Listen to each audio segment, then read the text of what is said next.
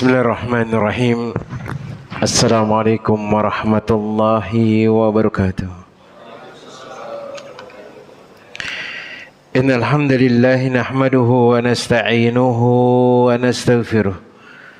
Wa na'udzu billahi min sururi anfusina wa min sayyiati a'malina. Man yahdihillahu fala mudilla lahu wa may yudlil fala hadiyalah. Wa asyhadu an la ilaha illallah wahdahu la syarika lah. Lahul mulku wa lahul hamdu wa huwa ala kulli syai'in qadir. Wa asyhadu anna Muhammadan abduhu wa rasuluhu wa habibuhu wa khaliluhu. Salawatu rabbi wa salamuhu alaihi wa ala alihi wa ashabihi wa man ihtada bihudahu ila yaumiddin yauma la yanfa'u malun wala banun illa man atallaha biqalbin salim. Masyarul muslimin wal muslimat jemaah yang semoga dirahmati oleh Allahu Jalla Jalaluh. Kita senantiasa bersyukur kepada Allahu Rabbul Alamin. Bersyukur atas limpahan berkah yang diberikan oleh Allahu Jalla Jalaluh kepada kita jemaah, yaitu berkah dari kesehatan, berkah dari waktu luang yang diberikan oleh Allah, kemudian nikmat-nikmat yang lainnya, yang mana dengan hal tersebut kita bisa mengerjakan apa yang kita kerjakan di muka bumi ini.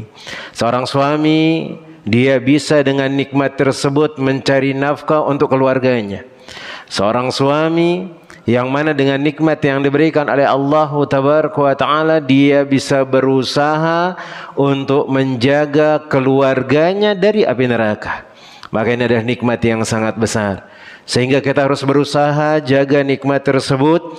Dan untuk menjaganya supaya menjadi nikmat yang berbarokah adalah senantiasa mendekatkan diri kepada Allah Jalla Jalaluh dengan ketaatan kepadanya. Kemudian salawat beriring salam kita ucapkan kepada Nabi kita Muhammad bin Abdullah sallallahu alaihi wasallam. Allahumma salli wa sallim wa zid wa barik wa an'im ala sayyidina wa maulana Muhammad bin Abdullah sallallahu alaihi wasallam. Ya Allah, semoga selawat beriring salammu senantiasa tercurahkan kepada hamba kekasihmu ya Allah, kekasih kami ya Allah, junjungan kami ya Allah, Muhammad bin Abdullah sallallahu alaihi wasallam. Coba yang semoga dirahmati oleh Allah Tabaraka wa Ta'ala. Kita tahu bahwasanya para ulama menyebutkan di antara atau ada syarat ibadah itu diterima oleh Allah Tabaraka wa Ta'ala. Ada kriteria amalan itu akan diterima di sisi Allah Rabbul Alamin. Dan syaratnya kita tahu itu ada dua. Yang pertama, dia harus ikhlas karena Allah Jalla Jalaluh, yang dia menegakkan salat, dia bertakbir karena Allah, dia berpuasa karena Allah, dia berkurban karena Allah. Dan bahkan kita menghafal ayatnya yang mana Allah Jalla Jalaluh mengabarkan kepada kita, Allah Jalla Jalaluh mengatakan inna salati wa nusuki wa mahyaya wa mamati lillahi rabbil alamin. Itu sesungguhnya yaitu salatku, kemudian sesembelihanku, kemudian hidupku, kemudian matiku, itu hanya untuk Allah Tabaraka wa Ta'ala, dan tidak boleh disekutukan untuk selain Allah Rabbul Alamin. Berarti salat, duduk di majlis taklim, mengerjakan puasa, menyembelih, semuanya harus ikhlas karena Allah Jalla Jalaluh. Kemudian yang kedua adalah dia senantiasa mengikuti yang diajarkan oleh Nabi sallallahu alaihi wasallam. Karena Nabi sallallahu alaihi wasallam telah mengajarkan semua apa yang kita butuhkan di muka bumi ini. Maka di antara cara mengikuti Nabi sallallahu alaihi wasallam disebutkan oleh para ulama adalah beliau mengatakan ta'atuhu fima amara wa tasdiquhu fima akhbara wajtinabu ma naha anhu wa jazara wa an la yu'badallahu illa bima syara'a. Maka di antara cara untuk terus senantiasa mengikuti Nabi sallallahu alaihi wasallam, maka caranya adalah melakukan apa yang diperintahkan oleh Nabi sallallahu alaihi wasallam, kemudian membenarkan semua kabar dari Nabi sallallahu alaihi wasallam. Karena ternyata ada kabar-kabar yang kadang tidak sesuai dengan akal pikiran kita. Maka dalam syariat Islam, dalam beragama, ketika ada syariat Allah, syariat Nabi SAW tidak sesuai dengan akal kita, maka jangan syariat itu kita bawa ke akal. Jangan. Karena nggak akan pernah bisa. Tapi akal ini kita berikan atau kita serahkan kepada syariat. Maksudnya akal harus mengalah. Karena banyak syariat itu yang tidak sesuai dengan atau tidak sesuai dengan akal kita, tetapi itu yang memang diajarkan oleh Nabi Shallallahu Alaihi Wasallam. Dan sering kita sebutkan seperti kita sholat, yaitu maghrib 3 rakaat. Sampai sekarang akal kita ini nggak nyambung. Kenapa kok harus 3 rakaat? Kenapa nggak 2 rakaat sekalian? Kenapa kalau memang itu diringankan oleh Allah Jalla Jalaluhu, kenapa nggak 1 rakaat? Biar lebih aman. Karena kita tahu bahwasanya Allah Tabaraka wa Ta'ala menginginkan kemudahan untuk hamba-hambanya dan tidak menginginkan kesusahan untuk mereka. Maka banyak syariat yang tidak sesuai dengan akal kita. Kemudian Nabi Shallallahu Alaihi Wasallam mengatakan meninggalkan semua atau diantara cara mengimani Nabi Shallallahu Alaihi Wasallam yaitu meninggalkan semua apa yang dilarang oleh Nabi Sallallahu Alaihi Wasallam dan dibenci oleh Nabi Sallallahu Alaihi Wasallam. Kemudian yang berikutnya, maka tidak boleh melakukan ibadah kepada Allah kecuali sesuai dengan apa yang diajarkan oleh Nabi Sallallahu Alaihi Wasallam. Kemudian di antara tanda cara kita mencintai Nabi Sallallahu Alaihi Wasallam dan kita mengatakan kita adalah umatnya Nabi Muhammad Sallallahu Alaihi Wasallam adalah mencintai beliau, kemudian mencintai keluarga dan keturunan beliau Sallallahu Alaihi Wasallam. Maka di sini Al-Imam An-Nawawi rahimahullahu taala beliau membuat bab khusus tentang hal tersebut, yaitu bab yang ke-43 dari kitab Riyadhus Shalihin. Al-Imam An-Nawawi Asy-Syafi'i rahimahullahu taala beliau mengatakan ikramu ahlil baiti Rasulillah sallallahu alaihi wasallam wa bayani fadlihim. Di antara kecintaan kita atau tanda kecintaan kita kepada Nabi SAW adalah memuliakan keluarganya. Dan kita juga tahu bahwasannya keluarga Nabi Sallallahu Alaihi Wasallam memiliki keutamaan yang lebih daripada yang lainnya. Bahkan beliau Al-Imam An-Nawawi mengatakan wal muradu ahlul baitil ladzi sahha nasabuhum ila Nabi Sallallahu Alaihi Wasallam. Dan yang dimaksud dengan ahlul bait di dalam pembahasan ini adalah semua keluarga Nabi yang nasabnya sampai kepada Nabi Sallallahu Alaihi Wasallam. Bani Hashim wa Abdul Muttalib rijalan wa nisaan, yang dia dari keturunan Bani Hashim, yang dia dari Abdul Muttalib, dia laki-laki atau dia perempuan, wa amanu bi Rasulillah sallallahu alaihi wasallam. Jelas syaratnya dia dikatakan ahlul bait adalah dia beriman kepada Nabi sallallahu alaihi wasallam wa matu ala dzalik, kemudian dia mati dalam keadaan beriman atau mengikuti Nabi sallallahu alaihi wasallam. Dan ini sering kita dengar jemaah istilah ahlul bait, ahlul bait. Di mana-mana antum kadang ngelihat di video keluar, oh ini ahlul bait. Kadang juga kabar berita di mana ahlul bait. Siapa sih sebenarnya mereka, atau siapa ke ahlul bait yang sejatinya adalah keturunan Nabi sallallahu alaihi wasallam dan dia memang adalah ahlul bait? Maka beliau menyebutkan di sini Al-Imam Nawawi, ahlul bait itu adalah orang yang nasabnya sama dengan Nabi sallallahu alaihi wasallam sampai Hashim, sampai Abdul Muttalib, kemudian dia beriman, kemudian dia mati dalam keimanan tersebut. Karena ada keluarga Nabi sallallahu alaihi wasallam ternyata dia tidak beriman dan dia kafir. Siapa jemaah? Bukan Abdul jemaah. Abu Lahab. Abu Lahab itu paman Nabi sallallahu alaihi wasallam. Itu bukan paman jauh jemaah. Paman dekat sekali. Paman saudara dari keluarga pun dekat sekali. Paman beliau. Maka dia tidak dikatakan ahlul bait karena dia tidak beriman kepada Nabi sallallahu alaihi wasallam. Dan beliau mengatakan wa yadkhulu fi ahli baiti sallallahu alaihi wasallam zaujatuhu wa nisauhu ummahatul mu'minina radhiyallahu anhunna. Dan masuk ke dalamnya adalah ahlul bait itu adalah istri-istri Nabi. Ya, istri Nabi yang 9 itu cuma. Istri Nabi yang 9 itu masuk ke dalam ahlul bait. Maka perempuan-perempuan Nabi, istri-istri Nabi radhiyallahu taala anhunna, maka itu juga masuk ke dalam ahlul bait. Dalam Al-Qur'an Allah Jalla Jalaluhu menyebutkan dalam firman-Nya dalam surat Al-Ahzab, yaitu ayat yang ke-33, kata Allahu Rabbul Alamin, innama yuridullahu liyudhiba ankumur rijsa ahlal baiti wa yutahhirakum tathira.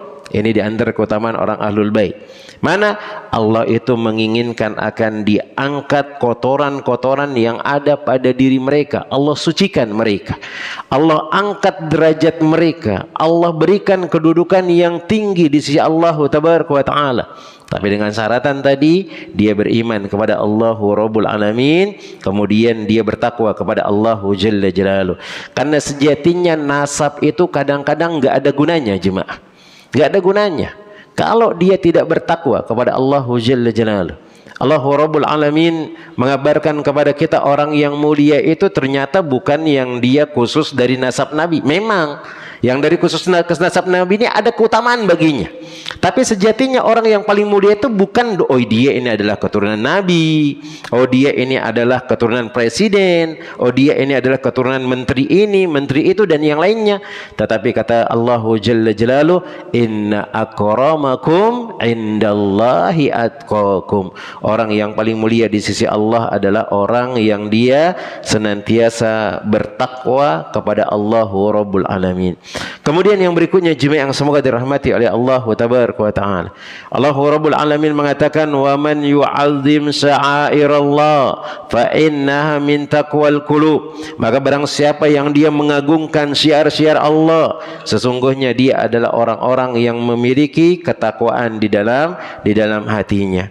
Maka di sini ahlul bait yang mulia, mereka adalah mulia dari keturunan Nabi SAW, yang mana mereka yang beriman kepada Nabi SAW, kepada Allah, kepada Rasulullah SAW, dan meninggal dalam keadaan tersebut, dan dia bertakwa kepada Allahu Jalla Jalaluhu. Kemudian yang berikutnya disebutkan di sini oleh Al-Imam An-Nawawi rahimahullahu ta'ala, yaitu hadis yang ke-346 atau hadis yang pertama dari bab ini. Beliau mengatakan, an Yazid bin Hayyan qala, dari Yazid bin Hayyan, dia mengatakan, intolaktu ana wa Husain bin Sabra, aku pernah pergi bersama Husain bin Sabra wa Amr bin Muslim, dan Amr bin Muslim, ila Zaid bin Arqam radhiyallahu taala anhu. Kami pergi kepada Zaid bin Arqam untuk mendatangi beliau.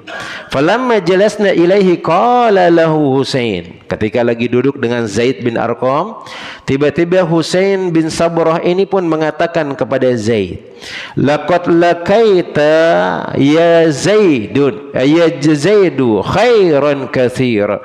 Sungguh engkau telah mendapatkan kebaikan yang banyak ya Zaid. Luar biasa.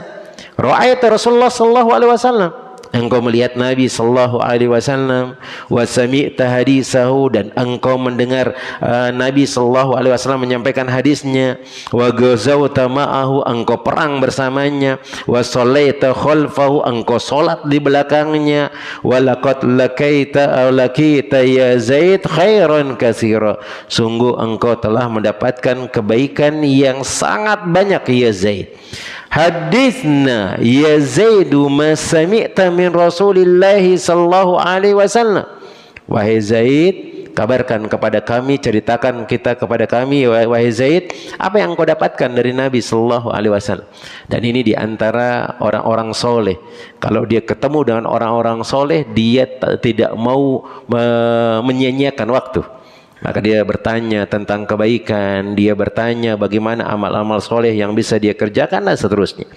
Maka Zaid pun mengatakan, qala ya bana akhi, wahai anak saudaraku, wallahi laqad kaburat sinni, wahai anak-anak saudaraku, sungguh aku ini sudah tua. Wa qaduma ahdi, kemudian zamanku sudah berlalu. Wa nasitu ba'dalladzi kuntu a'i min Rasulillah sallallahu alaihi wasallam, dan sebagian aku sudah lupa apa yang aku dapatkan dari Nabi sallallahu alaihi wasallam. Fama haddastukum faqbalu, sekarang apa yang aku akan kabarkan kepada kalian, wahai Husain, wahai Muslim dan yang lainnya, dengarkan dan terimalah. Ini mau dikasihkan wasiat sama Zaid. Apa kata beliau? Wa mala fala tukallifuni, tapi ya sesuatu yang aku enggak bisa ceritakan, jangan bebankan aku. Jangan bebankan aku sudah tua. Apa yang aku masih ingat dari Nabi SAW aku akan kabarkan kepada kalian. Summa qala, kemudian Zaid mengatakan, qama Rasulullah sallallahu alaihi wasallam yauman fina khatiban bima'i tud'a. Maka Nabi SAW pernah berdiri suatu hari menyampaikan khutbah di ma'in tud'a, yaitu suatu tempat yang mana di sana adalah mata air yang mana dia antara Mekah dan Madinah. Fahamidallah, maka Nabi SAW pun memuji Allah. Wa asna alaihi, kemudian menyanjung Allah tabaraka wa ta'ala. Wa adha'a, kemudian memberikan nasihat. Wa dzakara, kemudian menyebutkan apa yang perlu disebutkan. Summa qala amma ba'du, kemudian beliau mengatakan, ala ayyuhan nas, wahai sekalian manusia, kata Nabi sallallahu alaihi wasallam, fa innama ana basarun yusiku ayyati ya rasulu rabbi fa ajiba. Aku adalah seorang manusia, kata Nabi sallallahu alaihi wasallam, yang aku khawatir nanti akan datang utusan Allah, kemudian aku dicabut nyawaku oleh Allah tabaraka wa ta'ala, dan pasti aku akan mati, kata Nabi SAW. Pasti aku akan mati. Wa ana tarikun fikum saqalaini, dan aku tinggalkan kepada kalian dua hal yang sangat berat.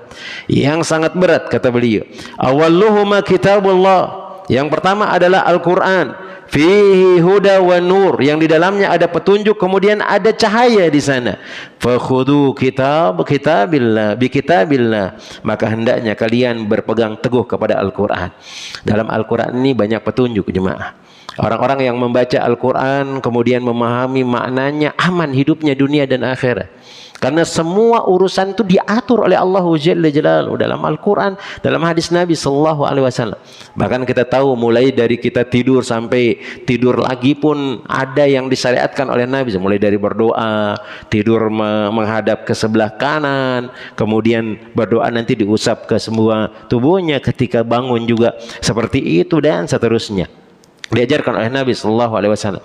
Maka Nabi Sallallahu Alaihi Wasallam mengatakan, peganglah Al-Quran, jangan kalian biarkan dia sia-sia. Pegang di sini maksudnya adalah baca Al-Quran, kemudian sekalian baca maknanya supaya kita tahu isi Al-Quran itu apa, jemaah. Kemudian beliau pun mengatakan di sini, wastamsiku biha, berpegang teguh dengannya. Wa hasala kitabillahi wa raghaba fihi. Summa qala, kemudian beliau mengatakan yang berikutnya, wa ahlu baiti udzakkirukumullahu fi ahli baiti. Kemudian ahlu baiti, beliau mengatakan anak keturunanku, wahai saudara-saudaraku, wahai sahabatku, maka kuingatkan kalian tentang saudara atau tentang keluargaku atau ahlul baitku. Wa udzakkirukum Allahu fi ahli baiti. Kemudian kuingatkan kalian tentang Allah, yaitu tentang ahlul baitku, yaitu keluargaku. Faqala lahu Husain, maka Husain pun mengatakan kepada Zaid, wa man ahlu baiti ya Zaid, siapa ahlu baitnya Rasulullah sallallahu alaihi wasallam, yaitu Zaid. Alaysa nisa'uhu min ahli baitihi, bukankah istri-istri beliau itu dari ahlu baitnya Nabi sallallahu alaihi wasallam?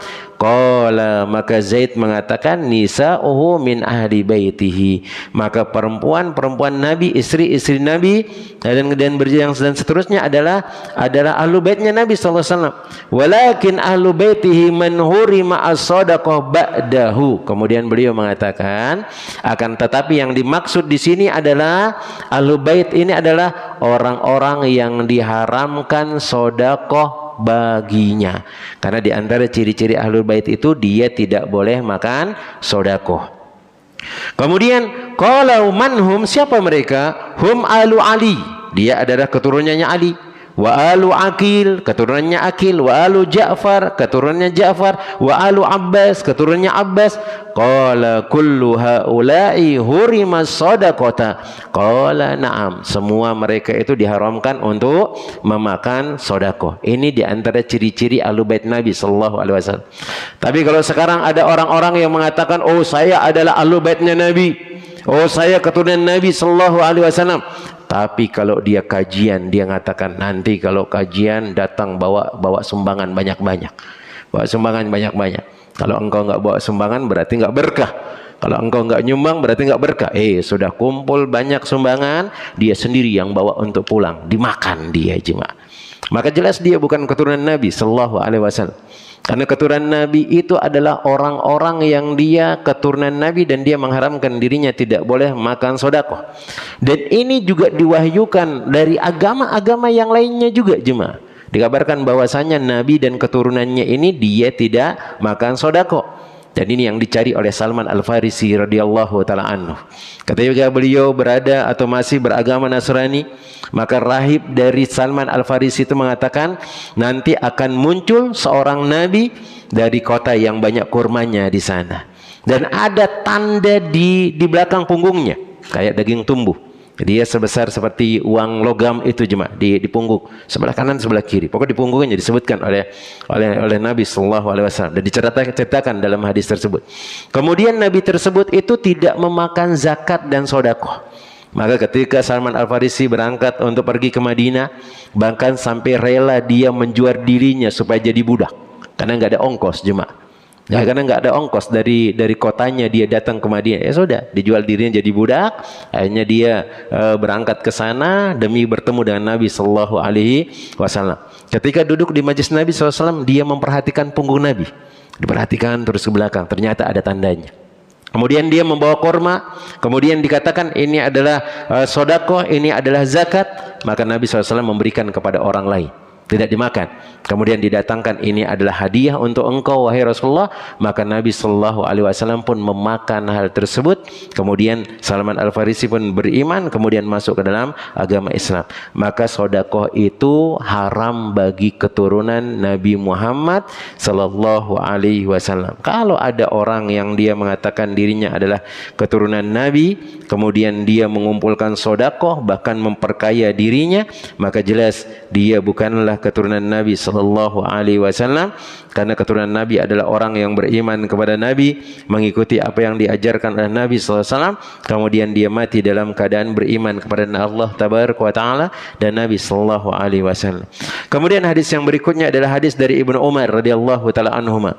An Abi Bakar As-Siddiq radhiyallahu taala anhu mauqufan alaihi annahu qala urkubu Muhammad fi ahli baitihi, maka muliakanlah yaitu keluarga-keluarga dari Nabi Muhammad, maka sayangilah mereka, kemudian rahmatilah mereka, jagalah mereka. Maka Nabi sallallahu alaihi wasallam memerintahkan kita kalau ketemu dengan keluarganya beliau, ketemu dengan keturunan beliau, maka hendaknya kita muliakan mereka.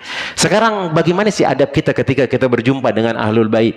Ketika kita tahu fulan bin fulan adalah keturunan Nabi sallallahu alaihi wasallam, maka para ulama menyebutkan kita disyariatkan untuk mengagungkan mereka dengan pantas. Mengagungkan di sini tidak menyembah mereka, tidak gulu. Bahkan Nabi sallallahu alaihi wasallam dikatakan abdun war rasulullah, atau Rasulullah wa abduhu. Rasulullah itu adalah utusan Allah yang tidak boleh kita dustakan.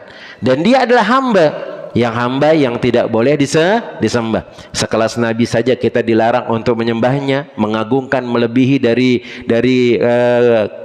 kehormatannya, maka yang lainnya pun tidak dibenarkan. Maka ketika kita berjumpa dengan keluarga Nabi SAW, silahkan kita sayangi dia, kemudian kita hormati dia sewajarnya. Kalau ada seandainya keturunan Nabi SAW kemudian dia mengajak ke dalam perbuatan yang haram, maka tidak ada ikut-ikutan dalam hal tersebut. Tidak ada ikut-ikutan dalam hal tersebut. Apalagi kalau sampai dia berdusta atas nama Nabi Sallallahu Alaihi Wasallam misalnya, dan membawakan hadis yang tidak ada dasar dari Nabi SAW. Bahkan dia mengatakan dari kakek saya, dari kakek saya, dari kakek saya, dari Nabi Sallallahu Alaihi Wasallam. Oh, bahwasanya siapa saja yang minum teh dan teh itu masih ada di dalam perutnya. Bahkan ada yang mengatakan man kana fi batnihi qahwah, barang siapa di dalam perutnya itu ada kopi, dakhalal jannah, maka dia dijamin masuk surga. Nabi mengatakan, misalnya ada orang keturunan Nabi yang menyebutkan hal tersebut dan tidak ada dalilnya dari Nabi SAW, maka kita tidak boleh mengikutinya. Kemudian tidak boleh mengagungkan lebih daripada yang seharusnya. Mana contohnya? Bahwasanya keturunan Nabi itu tidak ada berkah pada dirinya, jemaah, tidak ada berkah. Yang ada berkah itu adalah pada diri Nabi Sallallahu Alaihi Wasallam. Seandainya kalau ada berkah pada keturunan Nabi Sallallahu Alaihi Wasallam, orang-orang yang paling mulia daripada di zaman sahabat, maka mereka orang yang paling pertama untuk mengambil keberkahan tersebut. Ada Ali di sana, keturunan dari generasi dari keturunan Nabi Sallallahu Alaihi Wasallam, ada Hasan, ada Husain. Tidak ada yang datang sujud kepada Hasan, tidak ada datang kepada Hasan kemudian mengatakan ini air, celupkan air liurmu, celupkan tanganmu kemudian kita minum supaya berbarakah. Nggak ada. Kita nggak mendapatkan riwayat hal tersebut.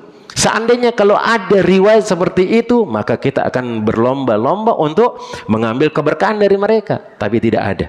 Dengan santainya orang-orang yang sekarang, yang dia tidak lebih baik daripada Hasan, yang dia tidak lebih baik daripada Husain, dia ludahin air, dengan ludahnya masuk, kemudian dia mengatakan ini yang harganya 3.000 bisa menjadi 1 juta karena ada berkahnya. Itu penyakit dari air liurnya. Beda dengan liurnya Nabi Sallallahu Alaihi Wasallam.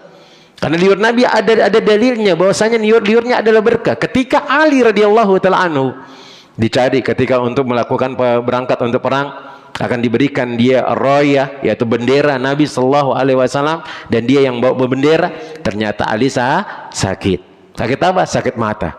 Dipanggil, kemudian diludahin. Ludahannya sedikit saja jemaah, bukan sampai dikeluarin sampai yang kental-kental kemudian diludahin. Sampai ada kemarin yang mengatakan luar biasa, nih ludahnya berkah kayaknya. Muridnya disuruh buka mulut kemudian diludahin. Yang lagi viral di YouTube sana, dia mengatakan berkah dan yang lainnya. Nggak ada seperti itu jemaah. Kecuali kalau memang ada dalilnya di Nabi SAW, bismillah kita kerjakan. Tapi kalau nggak ada, maka itu tidak perlu. Karena kadang ketika kita melakukan hal tersebut, akhirnya apa yang terjadi?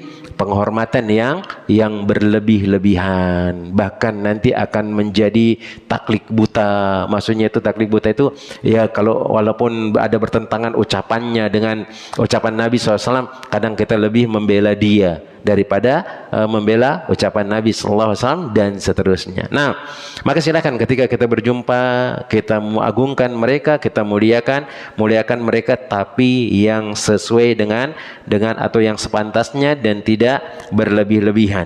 Kemudian yang berikutnya, mencintai mereka dan mendoakan kebaikan kepada mereka, karena kita sama dengan mereka. Yang membedakan kita itu ketakwaan jemaah, bedakan kita ketakwaan.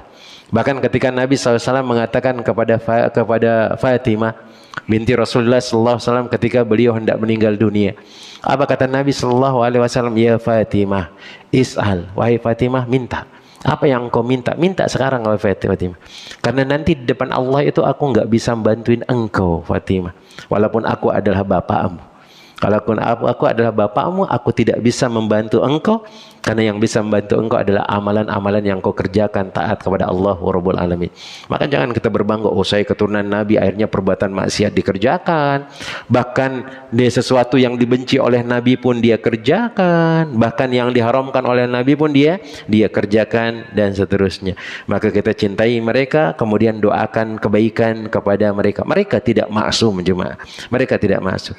Kemudian ketika ada orang yang menghujat mereka, maka hendaknya kita membelanya, kita bela. Cuman kalau mereka yang hujat orang lain, nggak usah dibela. Nah, kalau mereka dalam kebenaran kemudian dihujat, dia dihina-hina dan yang lainnya, maka silakan kita bela mereka, karena mereka adalah keturunan Nabi Sallallahu Alaihi Wasallam. Tapi kalau mereka yang ngajak kita hujat orang lain, maka jelas itu tidak dibenarkan. Kemudian jangan mencela mereka, kemudian menasihati ahlul bait kalau memang dia salah. Dan ahlul bait itu harus nerima dia jemaah. Kalau memang dia salah, dia harus menerima. Jangan sampai dia mengatakan, oh saya maksum, oh saya tidak salah, padahal benar-benar dia melakukan perbuatan yang haram, bahkan dia membawa nama Nabi Sallallahu Alaihi Wasallam. Mereka berbangga kemudian dengan sombongnya mengatakan ini, mengatakan itu dan yang lainnya. Kemudian banyak bersolawat kepada Allah untuk mereka, sebagaimana yang kita ucapkan di salawat Ibrahimiyah. Ketika kita selawat ketika kita sholat di tahiyat, kita mengatakan Allahumma sholli ala Muhammad wa ala ali Muhammad. Doakan mereka, doakan, saling mendoakan kita dengan mereka. Kemudian jelas di sini haramnya juga orang-orang yang dia mengaku dirinya adalah ahlul bait kalau tidak ada buktinya. Hati-hati. Sampai ada orang mengatakan, oh saya adalah ahlul bait, keturunan yang ke-28. Besoknya berubah lagi 29. Besoknya lagi 32. Besoknya lagi 18. Besoknya lagi 17. Dia pusing. Dia benar-benar keturunan Nabi apa enggak? Ada itu. Berpindah berubah-ubah dia, pusing dia. Hati-hati. Kata Nabi SAW, barang siapa yang dia mengaku keturunan Nabi, atau mungkin dia keturunan orang lain, padahal dia tahu bapaknya, dia tahu bapaknya. Misalnya, bapak anak ini nih, namanya mungkin Muhammad, tapi anak mengatakan enggak, anaknya Ahmad, padahal udah tahu bapaknya. Kata Nabi SAW, faqad kafara, dia telah kafir. Dia telah kafir. Ngaku-ngaku bukan nasab yang dia seharusnya memiliki nasabnya, maka itu hukumnya haram. Maka kita nggak boleh menasabkan diri kita ke selain dari bapak kita. Padahal kita tahu itu adalah bapak kita. Walaupun seburuk-buruk apapun bapak kita itu, tetap antum nasabkan. Bapak antum namanya Muhammad, tetap antum nasabkan diri antum kepada Muhammad tersebut. Bapak saya. Walaupun antum dibuang, walaupun antum disiksa dan yang lainnya, jangan antum mengatakan, oh ini adalah bapak saya ini bin ini dan seterusnya. Nah, Allah Ta'ala alam bisawab. Ini sedikit yang dapat Anda sampaikan tentang masalah ahlul bait, dan penjelasan dari para ulama sangat panjang sekali dalam permasalahan ini.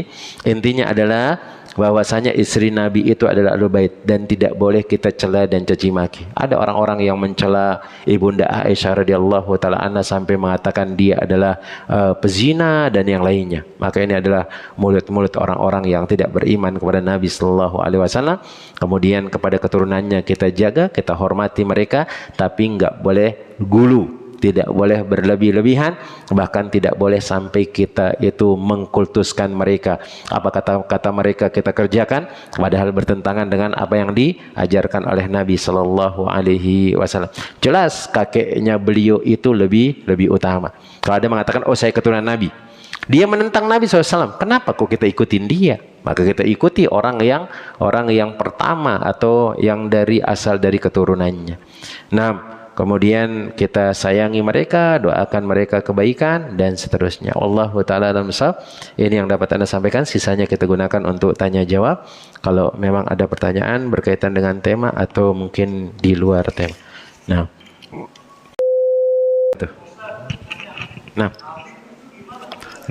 jemaah, Habib itu gimana, Ustadz? Mereka mengatakan dirinya ada keturunan Nabi. Kalau memang nasabnya sampai Nabi, iya, dia keturunan Nabi. Karena orang-orang Indonesia mengatakan kalau di Saudi sana nggak ada nama-nama Habib, di sana nggak ada, sama-sama aja. Nggak tahu di Indonesia tuh kenapa dikatakan keturunan Nabi itu harus Habib. Ana nggak tahu, nggak paham. Ana belum baca ceritanya gimana ceritanya itu. Tapi yang jelas di Saudi itu kita nggak tahu Habib itu mana, karena mereka nggak mengatakan diri saya Habib nih. Oh diri saya ini. Bahkan keturunan Nabi Sallallahu Alaihi Wasallam pun nggak ada yang mengatakan, oh saya cucu Nabi SAW, nggak ada. Mereka nggak ada yang mengaku. Karena biarlah, nah itu keturunan Nabi SAW, saya keturunan Nabi, nggak perlu diheboh-hebohkan dan yang lainnya. Kalau memang nasabnya itu sampai kepada Nabi, kemudian yang tadi Abu Qasim, kemudian Abdul Muthalib, berarti beliau adalah keturunan Nabi Sallallahu Alaihi Wasallam, keturunan Nabi.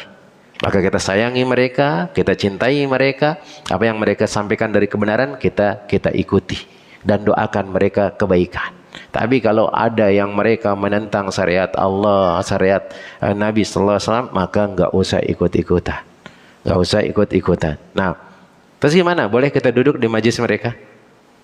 Kalau antum yakin yang dia sampaikan adalah sesuai dengan Al-Quran dan Sunnah, kemudian tidak ada penyimpangan, duduk silakan. Tapi kalau aneh-aneh, nggak jelas, diajak antum cari berkah dan yang lainnya, nggak ada dalil dari Nabi SAW. Bahkan sampai ada majelis mereka yang nyaci maki orang lain. Disebutkan ya afwan yang minta maaf, anjing, goblok, tolol katanya itu. Itu bukan dari keturunan Nabi. Nabi nggak pernah ngajarkan hal tersebut. Bahkan dalam hadis yang sahih Nabi SAW, la ta'anan wala fahasan. Lidah Nabi itu nggak suka mencaci maki dan merendahkan orang lain. Karena kita kan belum tentu lebih baik daripada orang yang kita cela. Belum tentu. Antum mungkin keturunan Nabi misalnya. Nyala orang lain memang jamin antum keturunan Nabi itu masuk surga. Nggak ada yang jamin kita, jemaah. Nggak ada yang jamin kita. Dan bisa jadi orang yang kita cela ini lebih mulia daripada kita sendiri. Dan pernah kita ceritakan kan, Ibnu Umar ketika Nabi SAW mengatakan, oh nanti dari lorong ini akan keluar ahli surga. Ternyata yang keluar sahabat yang tidak terlalu terkenal. Nggak ada orang banyak kenal dia. Baru selesai wudhu, kemudian bawa sandalnya. Nabi mengatakan 3 kali. 3 kali mengatakan hal tersebut. Akhirnya Ibnu Umar penasaran. Berusaha nyari cara supaya nginap di rumah sahabat tersebut. Ternyata kata Ibnu Umar, nggak ada amalan-amalan yang bagus dikerjakan. Sampai saya mau meremehkannya, kata Ibnu Umar. Mau meremehkannya. Dan antum tahu kan Ibnu Umar luar biasa. Sahabat yang paling mengikuti Nabi SAW. Sampai Nabi kencing di tempat sampah, dia pun kencing ke arah mana. Sampai Nabi pernah istirahat beberapa menit, dia istirahat di sana. Sholat di ini 2 rakaat, dia sholat 2 rakaat. Itu sahabat Ibnu Umar. Sahabat Ibnu Umar. Jangan, amalannya luar biasa. Cuman apa kata, sampai saya mau meremehkan sahabat tersebut. Nggak ada yang istimewa, biasa-biasa saja dia. Ternyata ada amalan tersembunyi. Apa itu? Dia tidak mendapati dalam dirinya ada rasa hasad. Ibnu Umar mengatakan itu yang berat kita kerjakan. Sekelas Ibnu Umar yang amalannya banyak, dia hampir meremehkan orang lain dan dia segera kembali kepada Allah Tabaraka wa Ta'ala, dan dia mengakui bahwasanya orang itu adalah ahli surga. Rendah mungkin orang itu di matanya, tapi ternyata dia ada di surga. Maka nggak pantas kita macam-macam lah, memaki orang, mencaci maki orang, menghina orang dan yang lain. Nah, kalau dia adalah nasabnya sampai kepada Nabi, berarti dia adalah keturunan Nabi. Ada pun istilah Habib dan yang lainnya, Anda belum baca sejarahnya kayak gimana itu. Tapi yang jelas di luar-luar sana tidak ada yang mengatakan, oh saya ini adalah Habib dan yang lain. Nah, Allah Ta'ala alam. Ada yang lain? Bismillah, mungkin menyambung ke pertanyaan yang tadi. Kesimpulannya kan kita saat ini melihat bahwa ya mungkin sekarang yang kita tahu anak dan cucu Nabi itu Habib ya di Indonesia ini, tapi dari kenyataannya kan tidak memperlihatkan, tidak, kalau kita melihat tidak layak untuk dimuliakan gitu ya, karena dengan beberapa tadi yang sudah disebutkan dakwahnya atau segala macam atau sikapnya segala macam. Nah jadi kita ini bagaimana untuk mengamalkan tadi ya yang barusan kita bahas, ada beberapa hal memuliakan, mencintai dan membela dan sebagainya itu, karena kita tidak punya melihat saat ini gitu kan, daripada kita ke beliau itu tadi ya, bagaimana kita supaya memang kita mengamalkan itu, Ustaz. Nah, cara mengamalkannya saat ini ya udah, kalau memang mereka salah maka silahkan kita nasihati. Kalau antum lihat oh dia cucu Nabi, ya sudah imanin saja, oh cucu Nabi, alhamdulillah. Ternyata dia adalah cucu Nabi, selesai. Adapun kalau ajarannya tidak benar itu nggak usah diikuti. Ya, kita juga kadang-kadang nonton juga videonya. Ada Ustaz nonton, kadang Anda juga ngambil faedah dari ada perkataan-perkataan beliau juga bisa ngambil faedah. Adapun yang caci maki, yang hina dan yang lainnya, ya kita nggak ikut-ikutan. Cuman kita hati-hati juga. Kadang-kadang walaupun kajian beliau ada ini, kadang kita terbawa arus juga. Anda dengar tuh ada kajian belum, Masya Allah, sampai ada ya minta maaf yang tadi goblok, kemudian yang lainnya senang juga dengar dia, senang dia. Memang ya kadang ngeritik pemerintah gitu kan, dicaci maki ini dan seterusnya, dengar itu enak, dengar ente. Maka kita juga hati-hati. Kalau memang banyak ya sesuatu yang dikhawatirkan kita nggak paham dengan hal tersebut, kita jauhi. Cara mencintainya cinta, itu keturunan Nabi, alhamdulillah kita cinta dia Al-Habib, Masya Allah. Kalau kita ketemu ya udah antum salamin, nggak perlu berlebih-lebihan mau salamin dan yang lainnya. Nah, berebutan dan yang mana sayang-sayang. Kalau antum bisa berjumpa bersalaman dengan dia, salaman selesai. Jangan saling dorong, jatuh-jatuh dan yang lainnya. Bahkan kita ketahui Hajar Aswad jemaah yang mulia dari surga aja kita nggak diperintahkan untuk saling dorong-dorong untuk memegangnya. Kalau jauh ya sudah, tinggal disalamin aja dari jauh. Selesai seperti itu. Nah, kemudian kita nggak perlu ikut-ikutan menghina mereka. Kalau mereka memang salah ya usah salah. Seperti itu. Kecuali untuk menyampaikan bahwasanya perbuatan mereka ini salah, maka sampaikan kepada orang-orang ini salah. Karena ada kan yang di YouTube kadang bahas-bahas Habib dia juga, nah dan seterusnya. Nah, karena banyak sekarang ini ngaku-ngaku, sampai ada yang kemarin mengatakan dirinya itu gak tahu Habib atau apa itu. Bukan Habib sih kayaknya itu, yang dia mengatakan ada rokok yang huruf A-nya itu, dia mengatakan ini Allah ini katanya, tauhid katanya. Nah, kan sangat-sangat tidak berakal sekali dia. Udah anak kecil, baru mondok berapa tahun mungkin, belum paham apa-apa, disuruh ceramah.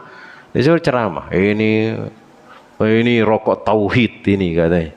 Nah, tulisannya Allah dan yang lainnya. Memang kita harus hati-hati dengan hati. Kemudian banyak-banyak berdoa gitu ya. Karena memang setan itu mencari jarak untuk menyesatkan kita dari banyak hal. Maka terus berdoa mengatakan, ya muqallibal qulub, sabit qalbi ala dinik, wa ya musarrifal qulub, sarrif qalbi ala taatik. Nah, Allah Ta'ala alam sahab, mungkin itu yang dapat Ana sampaikan. Semoga bermanfaat bagi Ana pribadi, kemudian bagi para jemaah. InsyaAllah kita lanjutkan di perjumpaan yang berikutnya biidznillahi tabaraka wa ta'ala.